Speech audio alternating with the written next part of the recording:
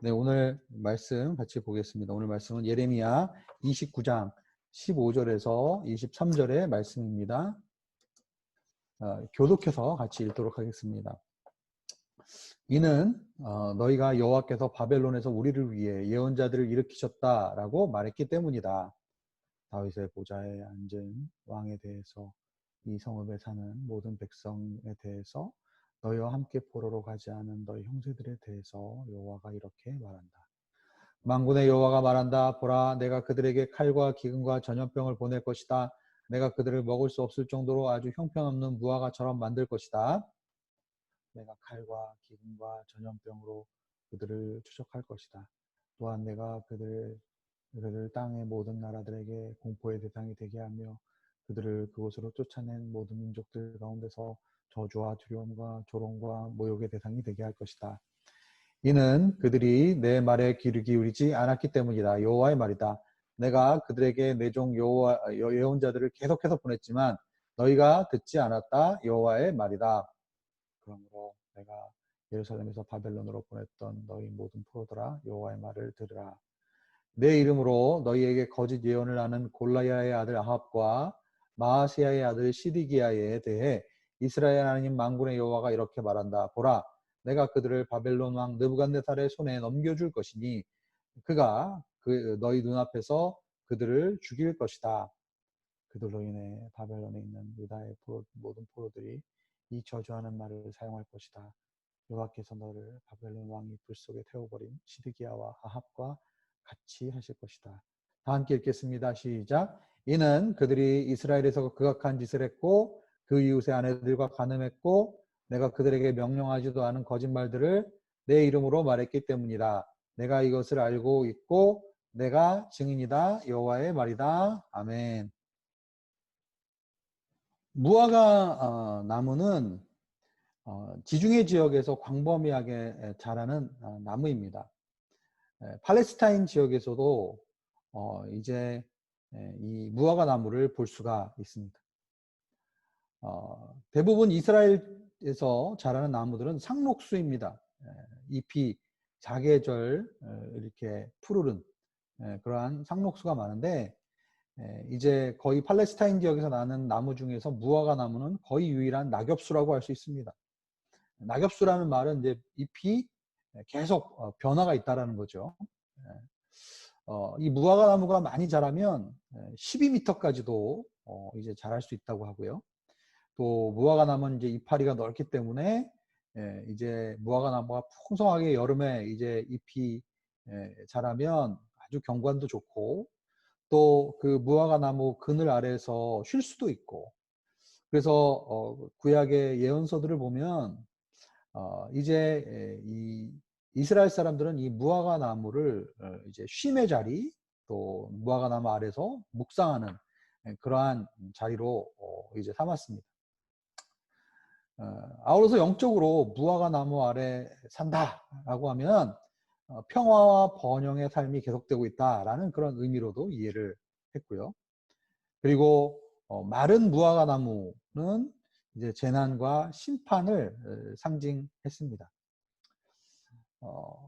신약 성경에 보면 유명한 무화과 나무에 대한 사건이 나오죠. 예수님께서 십자가에 이제 달리시기 전에 시장하셨는데 지나가다가 무화과 나무 열매를 찾았는데 무화과 나무가 열매가 없었어요. 그래서 예수님이 그 무화과 나무를 저주했고 그리고 그 다음날 지나가다 보니까 그 무화과 나무가 말라 있었습니다. 영국의 유명한 학자인 버틀런드 러셀이라는 사람이 나는 왜 기독교인이 아닌가라는 책을 냈습니다. 거기 보면은 예수님이 아주 괴팍한 성격의 사람이다. 왜 봄에 무화과 나무 열매를 찾냐? 무화과 나무는 보통 가을에 열리는데 봄에 무화과 나무 열매를 찾아놓고 그 무화과 나무를 저주해서 말라버리는 예수님이 성격이 아주 괴팍한 사람이다. 이렇게 이야기를 한 적이 있습니다. 그러나 이 버틀런드 러셀이라는 사람은 이스라엘에 살아보질 않았기 때문에 그런 말을 하는 거죠. 무화과 나무는 1년에 2번 열매를 맺습니다. 예수님께서 십자가에 달리실 시즌이 이제 6월절 기간이었죠. 6월절 끝나고 바로 이제 십자가에 매달리셨으니까 이제 3월 말 혹은 4월 초입니다. 우리 교회에서 성지순례를 3월 말 4월 초에 이제 이스라엘로 몇 번 다녀왔죠. 그때 사실은 물가가 다 비싸요. 왜냐하면 이스라엘이 6월절 명절 기간이기 때문입니다. 3월 말과 4월 초에. 근데 이 무화과 나무는 3월 초순이 되면 아주 작은 잎이 옛날 작년 가지에서 나옵니다. 그리고 이제 3월 초순이 지나서 중순으로 가면 아주 작은 열매가 하나 생깁니다. 그 열매, 그러니까 가을에 열리는 본 열매가 아닌 봄에 열리는 작은 열매를 아랍어로는 타크시라고 한다고 합니다. 타크시. 네. 나중에 아랍 사람들한테 물어보세요. 타크시가 뭐냐? 사무실에 있는 사람들한테. 그러면 타크시가 이 무화과 나무 중에서 봄에 열리는 아주 작은 그러한 열매로 이제 그들은 이야기를 할 겁니다. 3월 하순 종료 주일이 이제 3월 하순이죠. 그때 이제 3월 하순쯤 되면 이제 이 열매가 엄지 손가락만해 진다고 합니다. 그리고 4월 초가 되면 이제 열매를 따먹을 수 있을 정도가 되고요. 그런데 이 열매의 맛이 가을에 우리가 먹는 일반적인 무화과 나무와는 달리 달지가 않고 또 즙도 막 풍성하게 나오지 않습니다. 그렇지만 굉장히 향이 좋고요.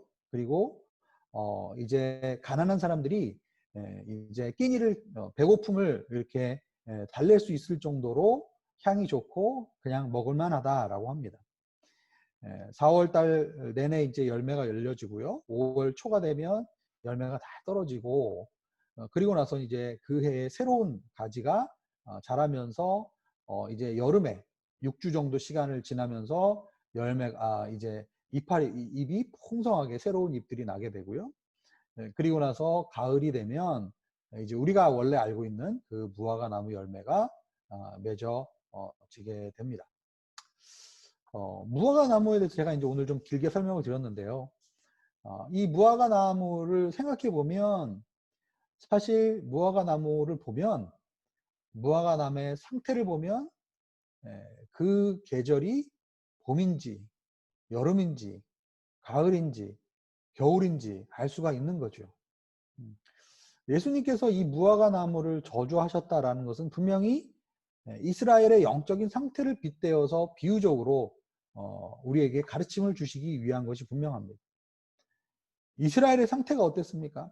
오늘 본문에도 그렇게 얘기하죠. 내가 계속 예언자들을 보냈건만 너희들이 반응하지 않고 또 열매를 맺어야 되는 시즌인데도 열매를 맺지 못하는 그들의 모습을 분명히 예수님께서는 이제 영적인 교훈을 우리에게 주시고자 했습니다. 그리고 예수님은 그러한 영혼들을 위하여 십자가의 길을 걸어가고 계셨습니다. 어제 우리는 이제 예레미야 29장 1절에서 14절을 통해서 이제 포로로 끌려간 이스라엘 백성들에게 하나님께서는 예레미야를 통해서 바벨론 땅에서 정착해라. 애를 낳고 키워라. 그리고 바벨론 사회의 일원이 되라. 그리고 그곳에 평화의 사람이 되고 그들이 살고 있는 그 사회 가운데 적극적으로 그 사회에 기여하는 사람이 되라 라고 말씀하십니다. 한글 성경에는 그냥 평화를 구하라 이렇게 얘기했지만 영어 성경에 보면 seek peace and prosperity of the city라고 얘기합니다. 즉 그들이 살고 있는 성읍의 평안과 샬롬과 그리고 번영을 적극적으로 구하라 라고 이야기를 하는 거죠. 그렇지만 다른 한편으로는 그곳에 들어가서 살지만 그들의 종교, 그들의 문화, 그들의 정치, 그들의 사회 가운데 완전히 동화되어 하나님의 백성으로서의 정체성을 잃어버리면 안 된다라고 말씀하셨어요. 그들 가운데 들어가서 살되 그러나 하나님의 백성의 정체성을 계속 가지면서 선을 통해서 악을 이기라 라고 말씀하셨습니다. 그들이 평안을 구하고 샬롬의 사람이 될 때 하나님은 그들에게 진짜 샬롬을 허락하실 것이다. 내가 너희들에게 주고 있는, 너희들에게 가지고 있는 계획은 멸망의 계획이 아니라 평화의 계획이다. 70년이 지나면 분명히 하나님께서 다시 이스라엘 백성을 이제 본토로 돌이키실 것이다. 이렇게 약속을 해 주셨습니다. 그리고 어제 본문 이제 마지막에 뒷부분에 보면은 이스라엘에서 실패하고 결국은 소망이 없어서 바벨론으로 끌려왔지만, 그리고 이방인으로서 외국인으로서 압제받는 그러한 백성으로서 주님은 오히려 이스라엘 백성이 하나님을 전심으로 찾고 부르짖고 주님께 나아갈 때 이 세상에 대한 소망과 이 세상에 대한 끈을 놓고 오히려 하나님을 이제 전심으로 찾고 만나려고 할 때 주님은 그곳에서 이스라엘 백성을 만나 주실 것이고, 그리고 이스라엘 백성이 주님께 발견될 것이다 라고 약속해 주셨습니다. 오늘 말씀은 이제 그러한 어제 본문에 연이어서 말씀이 나오고 있습니다.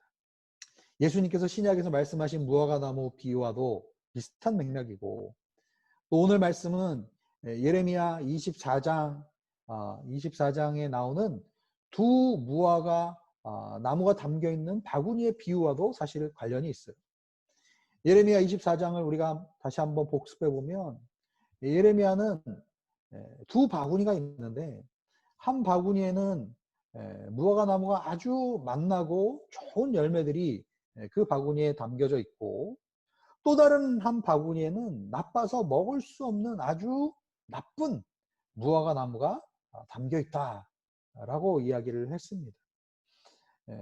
우리가 상식적으로 생각하면 이스라엘의 포로로 이스라엘에서 이제 바벨론 사람들에 의해서 포로로 끌려간 사람들이 이제 어떻게 보면 세상적으로 봤을 때 본토를 떠났고 타향에서 남의 땅에서 고생하면서 이제 새롭게 정착해야 되고 어려운 상황 가운데 친지들과 친구들과 떨어져 있는 참으로 안타까운 상황.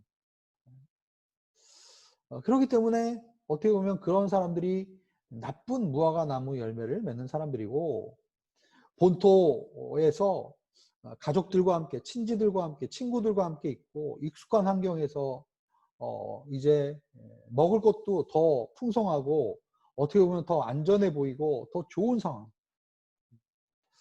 그런 사람들이 오히려 더 좋은 열매를 맺을 것 같습니다.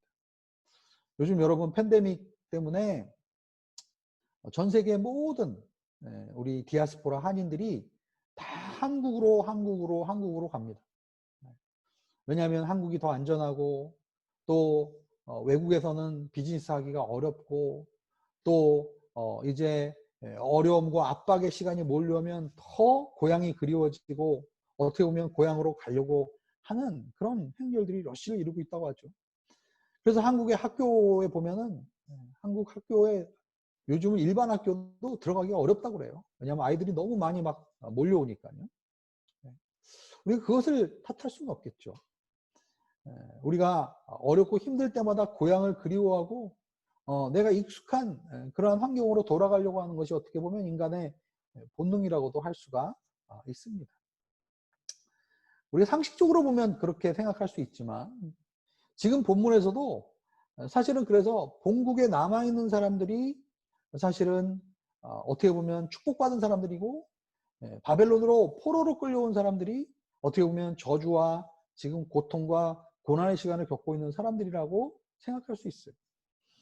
그러나 예레미야 24장에 나온 이 두 바구니에 담긴 무화과 나무 열매도 사실은 반대로 얘기하고 있죠. 이스라엘에 남은 사람들은 썩은 이제 무화과 나무 열매를 나타내는 것이고, 바벨론 포로로 끌려온 사람들은 오히려 좋은 무화과 나무 열매를 먹을 수 있는 그런 사람들이다. 오늘 본문 17절에서 19절도 마찬가지예요. 지금 이 형편없는 무화과 나무처럼 17절에 보면 그들을 만들 것이다 라고 얘기했던 사람들이 누굽니까? 바로 예루살렘에 남아있는 사람들. 그리고 그들은 왜 그렇게 썩은 무화과 나무처럼 형편없는 무화과 나무가 되는 것인가? 그들이 여호와의 말씀을 계속 선지자들을 보냈지만 듣지 않았기 때문이다 라고 이야기를 하고 있는 것이죠.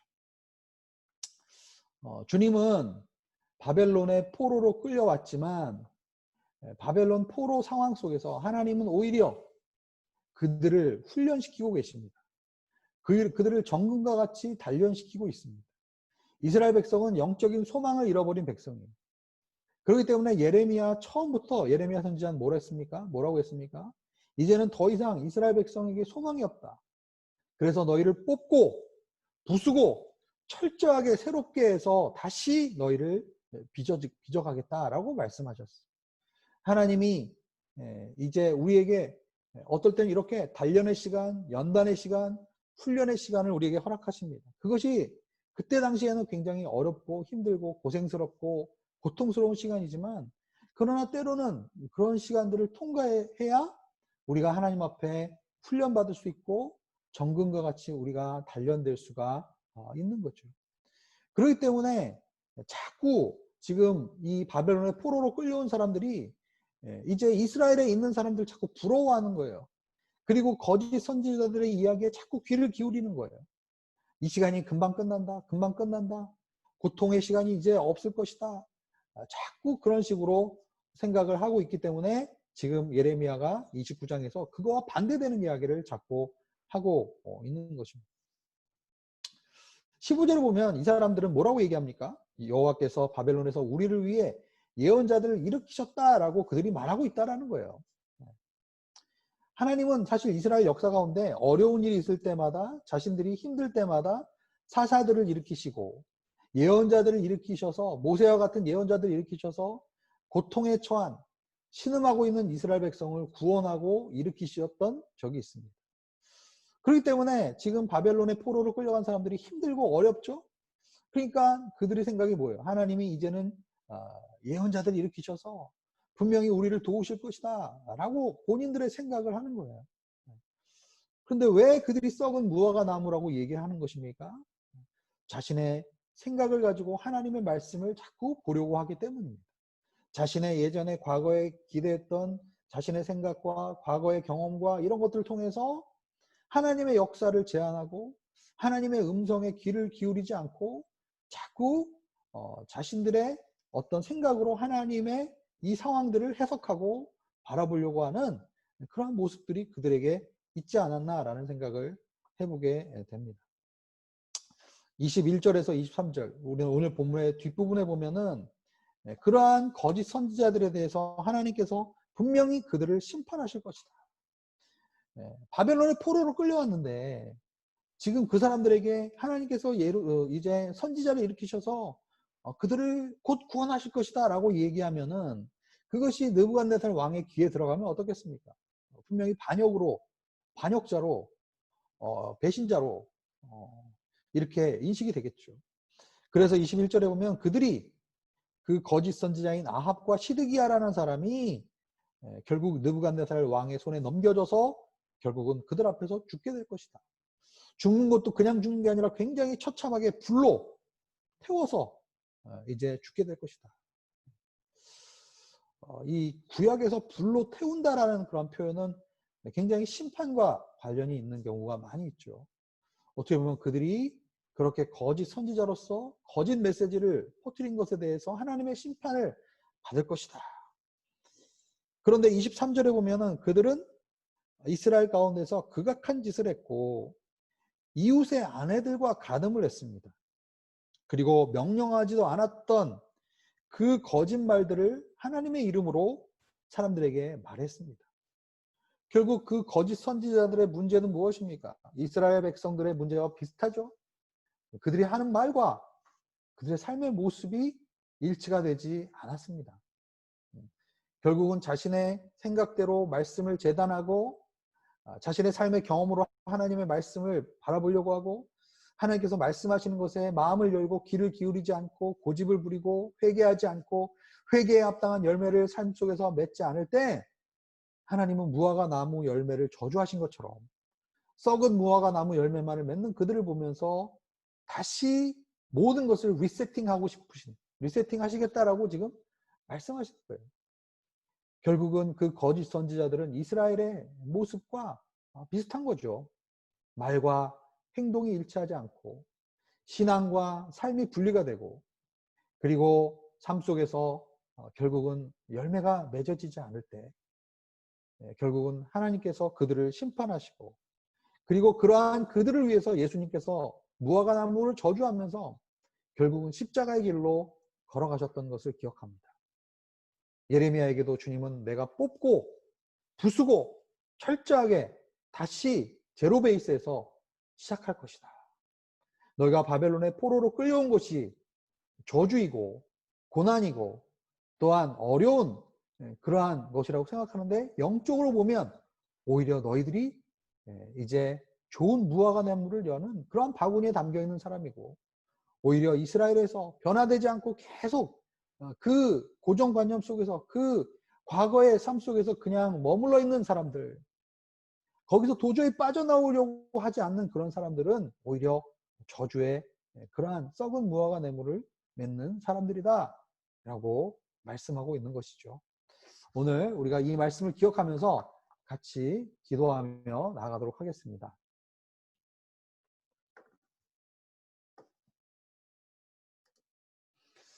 주님께서 우리를 연단하시고 정금과 같이 단련하시는 이 시간을 우리가 피하지 않고 주님과 동행하며 잘 통과할 수 있도록 겸손함과 인내를 우리에게 허락하여 주시옵소서. 두 번째, 상황과 환경을 보지 않고 말씀 가운데 믿음으로 행하게 하여 주시옵소서.